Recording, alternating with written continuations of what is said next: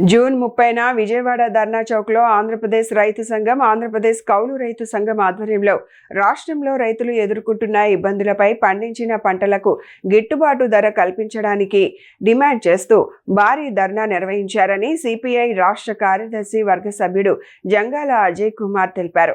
గుంటూరులోని మల్లయ్యలింగం భవన్లో బుధవారం ఆయన మాట్లాడుతూ ఈ కార్యక్రమానికి సిపిఐ సంపూర్ణ మద్దతు ప్రకటించడంతో పాటు రైతులకు అండగా ధర్నాలో పాల్గొన్నట్లు చెప్పారు. రాష్ట్ర వ్యాప్తంగా వేలాది మంది రైతులు, కౌలు రైతులు ధర్నాలో పాల్గొని తమ నిరసనను వ్యక్తం చేశారని పేర్కొన్నారు. నమస్కారం. నిన్న అంటే జూన్ 30వ తేదీన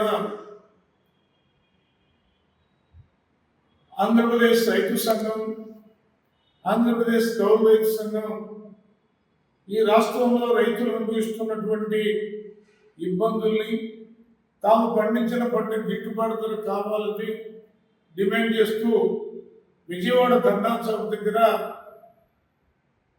కార్యక్రమాన్ని నిర్వహించడం అనేది జరిగింది. ఈ కార్యక్రమానికి సిపిఐ సంపూర్ణమైనటువంటి మద్దతు ప్రకటించడంతో పాటు ఆ రైతులకు అండగా ఆ ధర్నాలో పాల్గొనడం కూడా జరిగింది. ఈ సందర్భంగా రాష్ట్ర వ్యాప్తంగా వేలాది మంది రైతులు, కౌలు రైతులు పాల్గొని తమ యొక్క నిరసనని వ్యక్తం చేయడం అనేది జరిగింది. అయితే చంద్రబాబు నాయుడు ప్రభుత్వం అత్యంత దుర్మార్గంగా మేము ముఖ్యమంత్రి కార్యాలయానికి రాయబారం అనేటటువంటి కార్యక్రమాన్ని పెట్టుకొని నెల రోజుల నుంచి రిక్వెస్ట్ చేస్తూ ఉన్నప్పటికీ అనుమతి ఇవ్వకపోగా ముందుకు సాగుతున్నటువంటి కార్యకర్తల్ని పిడిగుద్దులతోటి, లాఠీలతోటి ఇబ్బంది పెట్టడం అనేది దారుణమైనటువంటి విషయం.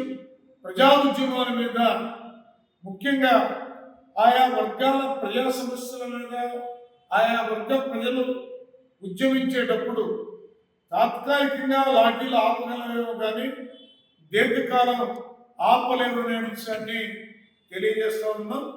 ఇవాళ అందరికంటే ఎక్కువ నరక యాత్రను అనుభవిస్తున్నటువంటి రైతాంగం పక్షాన సిపిఐ ముందుండి పోరాటం చేస్తూ ఉన్నది. భవిష్యత్తులో ఎట్టి పరిస్థితుల్లో ముఖ్యమంత్రి కార్యాలయాన్ని ముట్టడించి తీరుతామని నిన్న జరిగినటువంటి సభలోనే మేము ప్రకటించాం. ఆ వైపున రైతాంగులందరూ కూడా సిద్ధం కావాలని సిపిఐగా విజ్ఞప్తి చేస్తూ ఉన్నాం.